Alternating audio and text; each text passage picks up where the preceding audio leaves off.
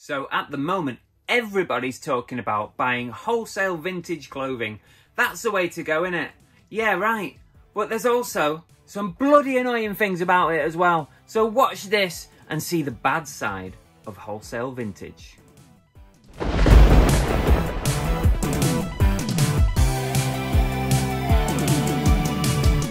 Hello everybody and welcome back to Cookie and the Haydens, and I'm Car Boot Chris. I'm a full-time reseller operating online, and I've been buying a lot more vintage and wholesale clothing over the last probably year than I've ever done before. It's big at the moment, hot topic, everyone wants to buy them, loads of haul videos, but there's another side to it as well, and this is a side that people don't share that often, and I'm going to share it with you. So this video is all about the bad bits about buying vintage wholesale clothing. So wherever you find an up, you'll always find a bit of a down as well. There's always a downside to everything, let's face it. And I'm going to explain a few things today that I find bad about buying wholesale clothing or wholesale vintage clothing in bulk or whatever you want to call it. So let's crack on with the video. So the first thing is, no matter how closely you look at clothing, whether you've got it in person or somebody's video picking or hand picking for you, no matter how closely you look, there's always bloody something that you miss. Whether it's a hole, a broken zip, a stain, some paint, there's always something. Not on every item, of course, it'd be pointless. So I'm just going to list this really nice Star Wars Convention 83 t-shirt, and we'll just position it right on the old mannequin before we get some photographs. Oh, I don't be f***ing it. For sake. I checked this. Somehow, look at that, looks perfect. But somehow, there's a rip here, look at that. There's a rip in the arm. I bloody checked it. The next thing I'm going to talk about is, sometimes you have a bit of a bonus. You find some money in the pockets. Woohoo! I found a Canadian dollar once, you remember it? Wow, that made me rich. But seriously, sometimes you find stuff in the pockets and it ain't money. So before you list something, always check the pockets and, you know, just in case there's anything in there. And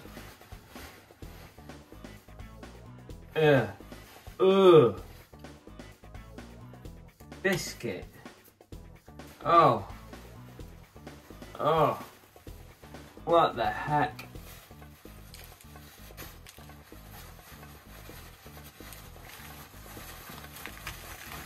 Oh.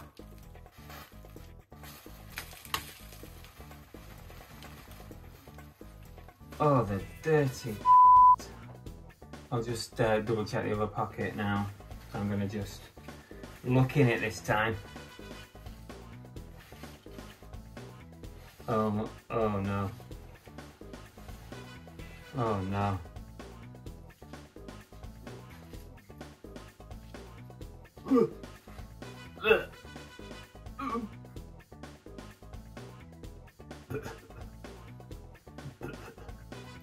That's disgusting. Dirty.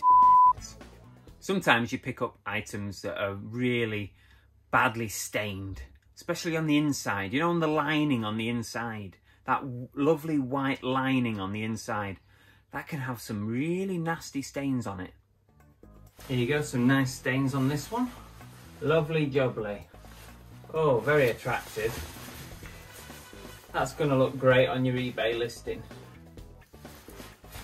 What else have we got? Here we go. I actually think somebody might have died in this coat. That's what I'm worried about.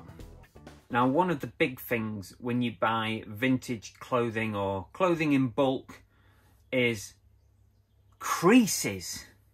Bloody hell. You've never seen creases like it. These are super creases. Creases that even steaming doesn't get out. You wash it, you steam it, you iron it, you put starch on it, and it's still bloody creased. God, can you not give me something that's like easy to iron? This is like super creased. They're not coming out. It don't matter how hard I push down. Right, I can't be bothered with this. It's too much.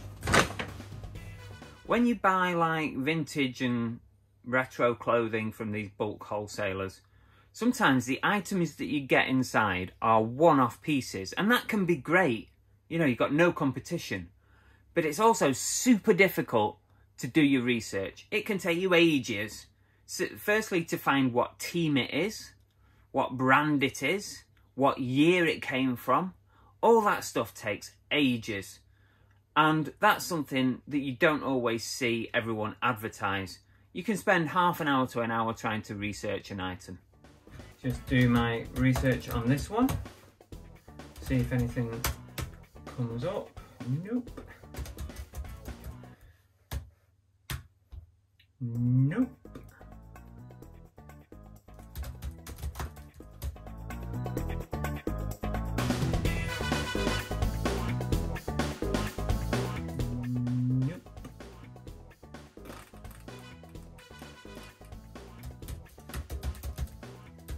Computer says no. 200 quid. Let's list it. Who cares? Have you ever heard the term vintage sizing? Sounds a bit ridiculous, doesn't it? Surely a small's a small, a medium's a medium, and a large is a large. Well, no, actually. Vintage sizing. So basically, in the 80s, what was a large in the 80s might be an extra large now, because they wore things baggy. It sounds stupid, doesn't it? But it's a reality. So sizing can be a real problem. It doesn't match up with today's standard of sizing, so that causes you a headache.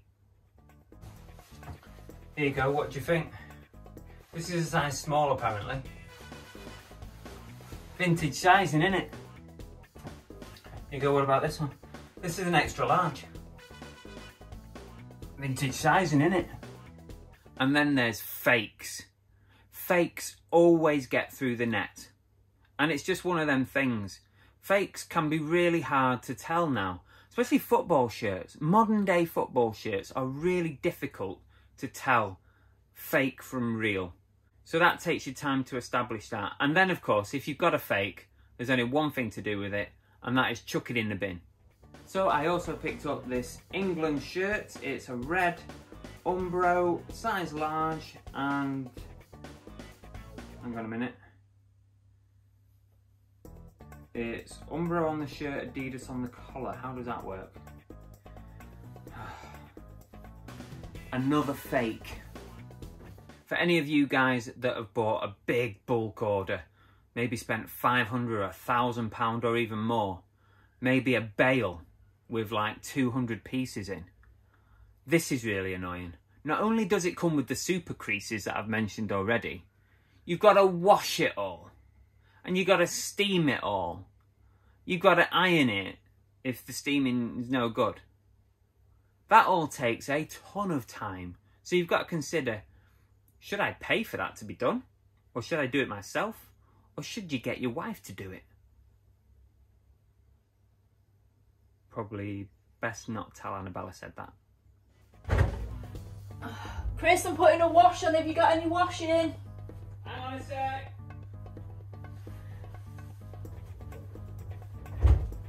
Got all these from the vintage wholesale. Can you wash them for us, babe? Cheers. Okay. Just some more. Yeah. You know you love it. There you go. Oh my God. Thanks, babe. I do not think so. Can I get any slate? I would pretty much guarantee that in every bulk order you buy from a wholesaler, unfortunately, some of those items are going to hit the bin or the charity shop. And whenever you have to do that, it's a bit gutting, isn't it? Because that's profit going out the window. You might as well just kiss goodbye to your money. It's not so bad donating it back to charity, because we buy a lot of stuff from charity shops anyway, so it's like giving back. But having to put something in the bin, now that's annoying.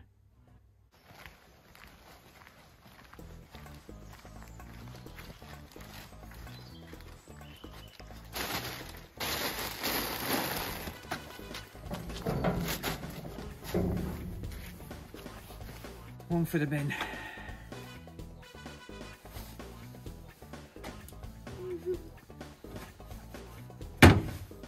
Anyway, guys, I hope you found that interesting. It was a bit of fun with a lot of truth.